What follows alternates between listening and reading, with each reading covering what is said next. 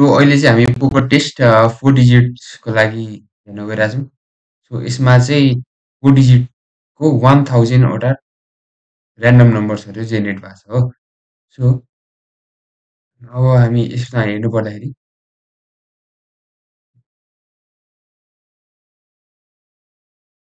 So यसमा क्वेसनमा भने अनुसार चारवटै फर्स्टमा हामीलाई यो क्वेसनले के कस्तो खालको नम्बर छ त्यो भनेको छ हो। अब कस्तो खालको नम्बर छ त भन्दाखेरि यहाँ हेर्नु कस्तो खालको नम्बर छ भन्दाखेरि चारवटा डिजिटमा चारवटै सेम भएको सरी चारवटै डिफ्रेन्ट भएको नम्बर जस्तै कि यो 3982 चारवटै के छ डिफ्रेन्ट छ। अनि अर्को कस्तो खालको हुन्छ चारवटै सेम डिजिट भएको। अर्को भनेको तीनवटा सेम डिजिट त्यस पछाडि वान पेयर भनेको पेयरमा कति हुन्छ दुईवटा सो द्याट्स वाइ दुईवटा सेम भएको टु पेयर भने पछाडि एउटा पेयर यहाँ अर्को पेयर यहाँ।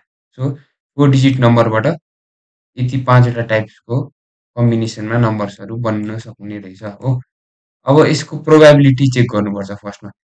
हामीसँग नम्बर कतिवटा हुन्छ 0 to 9 हो। हामीसँग 0 to 9 हुन्छ। अब त्यसमा फर्स्ट डिजिट चुज गर्ने हामीसँग चोइसहरू कति हुन्छ 10 out of 10 भन्नुको मतलब 10वटा मध्ये जुनसुकै छाने पनि भयो। त्यस पछाडि सेकेन्ड डिजिट छान्नका लागि 10वटामा एउटा त छानिसक्यो भने पछाडि 10वटामा अब कतिवटा बच्यो 9वटा भने पछाडि सेकेन्ड डिजिट चुज गर्ने 9 out of 10। त्यस पछाडि थर्ड डिजिटको लागि फर्स्टमा एउटा चुज गरिसक्यो सेकेन्डमा नि अर्को चुज गरिसक्यो भने दुईवटा नम्बर 10वटामा चुज गरिसक्यो भने पछाडि 8वटा मात्र बच्यो द्याट्स वाइ यसमा 8 out of 10। त्यस पछाडि फोर्थ डिजिटमा 10वटामा 3वटा चुज गरिसक्यो भने पछाडि 7वटा बच्यो द्याट्स वाइ 7 out of 10 गर्दाखेरि यो भ्याल्यु आयो। त्यस पछाडि सेम डिजिट हुनुको लागि फर्स्ट त जुन चुज गरे नि भयो 0 देखि 9 सम्म फर्स्टमा सपोज एउटा चुज गरे अरे सपोज 2 चुज गरे अरे भने पछाडि सेकेन्डमा नि 2 थर्डमा नि 2 लास्टमा नि 2 चारटै सेम हुनु पर्यो हो। सो फर्स्टमा एउटा चुज गर्ने 10 out of 10 चोइसेस। सो त्यस पछाडि चाहिँ फर्स्टमा जे चुज गरेको छ त्यही भने पछाडि एउटा मात्र चान्स छ चोइस छ हामीसँग चुज गर्नलाई। त्यही भएर 1/10 into 1/10 into 1/10 भन्दाखेरि यति प्रोबेबिलिटी छ चारटै डिजिट सेम आउने। त्यस पछाडि 3 सेम डिजिट्स भने पछाडि फर्स्टको त 10 out of 10 जति जुन चुज गरेर पनि भयो। सेकेन्ड डिजिट भनेको यो फर्स्टमा जुन चुज गरेको छ त्यही हुनुपर्छ द्याट्स वाइ यहाँ 1 out of 10। थर्डमा पनि त्यही डिजिट आउनुपर्छ त्यही भएर फर्स्टकै डिजिट आउनुपर्छ द्याट्स वाइ यहाँ पनि 1 out of 10। फोर्थमा अब 10वटामा एउटा चुज यहाँ गरिसक्यो भने पछाडि कतिवटा बच्यो 9वटा बच्यो भने पछाडि 9 out of 10 थर्डमा। अब त्यस पछाडि यहाँ के हुन्छ भन्दाखेरि 3 सेम डिजिट्स अब 3 सेम डिजिट्स भने पछाडि 551 हो। अब 551 छ यहाँ अब 1555 पनि आउन सक्छ हो 5155 पनि आउन सक्छ। अब 5515 पनि आउन सक्छ भने चाहिँ यहाँ के छ तीनटा डिजिट सेम त छ तर के छ यिनीहरूको यो एरेन्जमेन्ट फरक छ। अब एरेन्जमेन्ट फरक छ भने पछाडि यो 3 सेम डिजिट्स भएको नम्बर एउटा यस्तो मात्र हुँदैन मल्टिपल एरेन्जमेन्टमा हुनसक्छ। सो कतिवटा एरेन्जमेन्टमा हुनसक्छ भने पछाडि कम्बिनेसन निकाल्नुपर्छ हो। सो कम्बिनेसन निकाल्नको लागि कतिवटा डिजिट छ हामीसँग 1 2 3 4 हो 4 डिजिट छ। अब यहाँ कतिवटा सेम डिजिट छ त भने पछाडि 3 हो द्याट्स वाइ 4, 3 गरेर त्यसको कम्बिनेसन निकाल्ने जुन चाहिँ आउँछ 4 0.09 यहाँ यो तिनटाबाट आयो यो कम्बिनेसनबाट 4 जसको गर्दाखेरि 0.036। सो त्यस पछाडि 1 पेयर अफ सेम काइन्ड यसमा नि त्यही पहिलाको जस्तो केही पनि छैन। फर्स्टको नम्बर चुज गर्नलाई 10 out of 10 choices second number same हुनुपर्छ किन भन्दाखेरि पेयर भनेको छ। So 1 out of 10 third number एउटा चुज भइसक्यो भने पछाडि 9 out of 10 fourth number 8 out of 10। त्यस पछाडि यसमा पनि कम्बिनेसन कतिवटा डिजिट्स 1 2 3 4 4वटा डिजिट्स अनि कतिवटा सेम नम्बर्स 1 पेयर भनेपछि दुईवटा सेम नम्बर त्यही भएर 4,2 गर्दा यो आयो। त्यस पछाडि 2 पेयर अफ सेम काइन्ड यो भनेको अब बाँकी सबै कम्बिनेसन हामीले निकालिसक्यो भने पछाडि एउटा मात्र बाँकी छ। एउटा मात्र बाँकी हुँदा के गर्नु मिल्छ भन्दाखेरि 1 माइनस यो बाँकी सबैको प्रोबेबिलिटी गऱ्यो भने त्यो नम्बरको प्रोबेबिलिटी निस्किन्छ हो।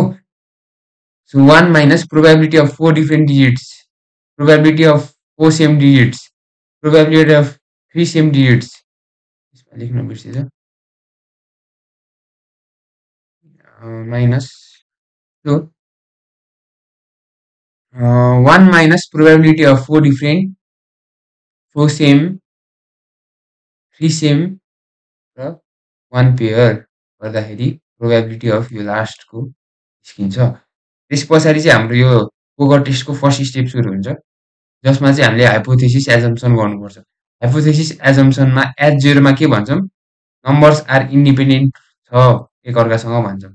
एच वानमा के भन्छौँ, त्यसकै अपोजिट नेगेटिभ, यिनीहरू इन्डिपेन्डेन्ट छैन भनेर भन्छौँ।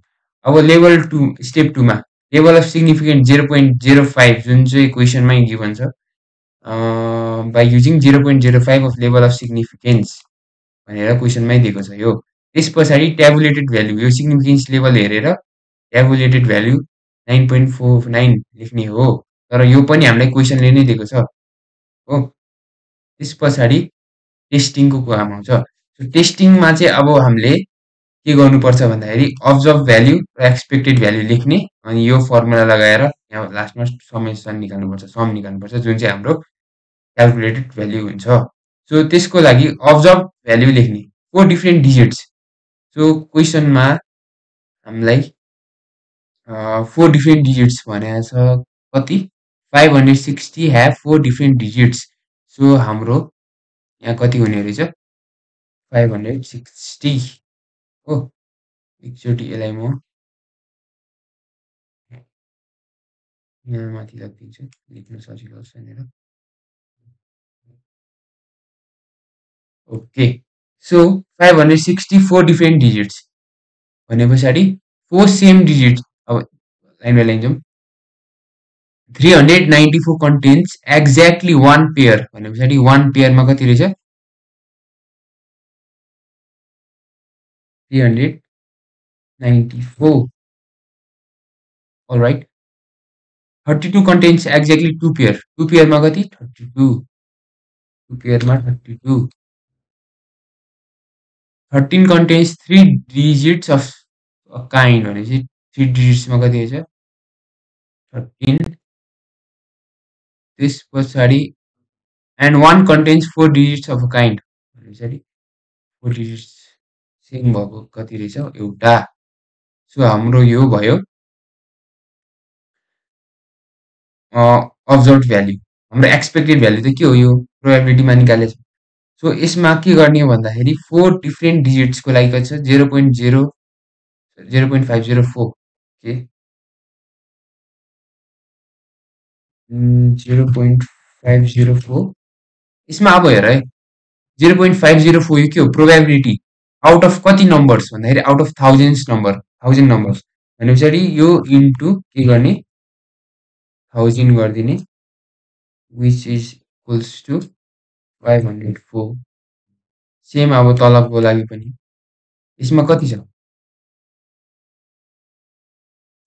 0.001, 0.001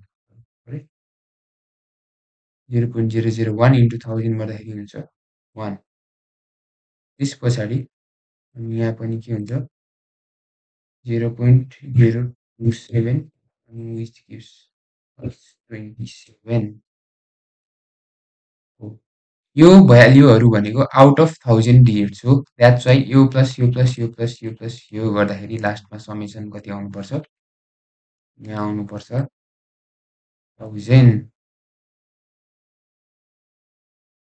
सम इक्वल्स टु 1000 भनेर आउनुपर्छ। यो 0136 यो 1000 नै छ हो। अब त्यस पछाडि यो 1000 छैन भने चाहिँ यता गडबड भयो भनेर बुझ्दै है। अब त्यस पछाडि हाम्रो यो फर्मुला लगाएर भ्याल्यु निकाल्नु पर्ने हुन्छ। यो भनेको अब्जर्भ माइनस एक्सपेक्टेडको whole square divide by expected value. So के गर्ने यसमा भन्दाखेरि यसमा अब अब्जर्भ भने कति छ 560 माइनस एक्सपेक्टेड कति छ 500 4 को होल स्क्वायर यहाँ लास्टै सजिलो भइरहेको छ यो चलाउनु डिभाइडेड बाई 500 4 सो यो गर्दाखेरि हाम्रो भ्याल्यु आउँछ यसमा कति आउँछ भन्दाखेरि 6.22 सेम केस यसको लागि 1 माइनस 1 को whole square divided by 1 observe value 1 expected value पनि 1 यसको यो 1 माइनस 1 गर्दा 0 0 को स्क्वायर भनेको 0 नै डिभाइड बाई 1 गर्दाखेरि यसको नि 0 नै त्यस पछाडि 0.925 अनि यिनीहरूको सबैको सम आउँछ 25.17 अब यसलाई म लगेर तल राखिदिन्छु यसलाई गरिदिन्छु म डिलिट यसको नि काम छैन डिलिट त्यस पछाडि हाम्रो के छ स्टेप 5 मा हामी के लेख्छौँ भन्दाखेरि स्टेप 5 मा क्याल्कुलेटेड भ्याल्यु स्क्वायर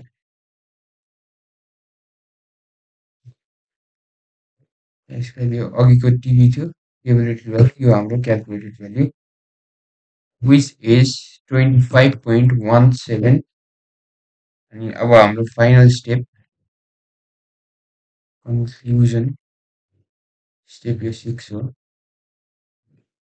कन्क्लुजनमा के लेख्ने भन्दाखेरि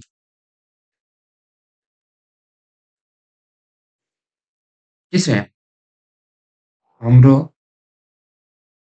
हाम्रो यहाँ calculated value sorry calculated value 9.49 क्वेसनमै दिएको हो 9.49 क्याल्कुलेटेड भ्याल्यु 25.17 अब टेस्टिङ गर्दाखेरि क्याल्कुलेटेड भ्याल्यु ट्याबुलेटेड भ्याल्यु भन्दा सानो आउनुपर्छ तर यहाँ त ठुलो आयो भनेपछि के भयो त अब भन्दाखेरि के भयो भन्दाखेरि कन्क्लुजनमा since the calculated value or calculated value is not less than calculated value the given hypothesis is rejected भनेर सो हाम्रो फाइनल एकचोटि क्वेसनदेखि एन्सरसम्म देखाइदिनु पर्दाखेरि यस्तो छ क्वेसन भयो यो क्वेसन भयो यो रफ यो पर्दैन एक्जाममा लेख्न त्यस पछाडि हामीले प्रोबेबिलिटी निकाल्यौँ सबै कम्बिनेसनको प्रोबेबिलिटी त्यस पछाडि हाइपोथेसिस एजम्सन गर्यो लेभल अफ सिग्निफिकेन्ट क्वेसनमै दिएको छ ट्याबुलेटेड भ्याल्यु क्वेसनमै दिएको छ यो अब्जर्भ भ्याल्यु क्वेसनमा दिएको छ त्यो यहाँ लेखेको त्यस पछाडि एक्सपेक्टेड भ्याल्यु भनेको जुन हामीले यो प्रोबेबिलिटी निकाल्यौँ त्यो सबैलाई 1000ले मल्टिप्लाई गरिदिने किनभने हामीसँग 1000 वटा डिजिटबाट निकालेको प्रोबेबिलिटी हो यो द्याट्स वाइ त्यस पछाडि यो फर्मुला अब्जर्भ माइनस एक्सपेक्टेडको whole square divided by expected गरेर यो भ्याल्यु निकाल्ने सबैलाई सम गर्ने मेन यो हाम्रो खेलाडी भनेको यो ठिक छ सो यो सम निकालिसके पछाडि कम्पेयर गर्ने केसँग भन्दाखेरि हामीले क्वेसनमा दिएको थियो ट्याबुलेटेड भ्याल्यु लास्टमा के भनेको छ by using 0.5 of level of significant and the value of chi-square at the same level is 9.49 level of significant 0.05 हुँदाखेरि भ्याल्यु कति छ 9.49 which is tabulated value योसँग हामी यो क्याल्कुलेटेड भ्याल्यु कम्पेयर गर्छौँ यसमा कम्पेयर गर्दाखेरि calculated value is more than tabulated value जुन चाहिँ हुनु हुँदैन हो So, since the calculated value is not less than tabulated value, the given hypothesis is rejected. So, यही हो यस्तो होला देख्छ होला क्वेसन देखिनै रहेछ यति हो thank you guys for now bye bye भन्नुपर्ने हुन्छ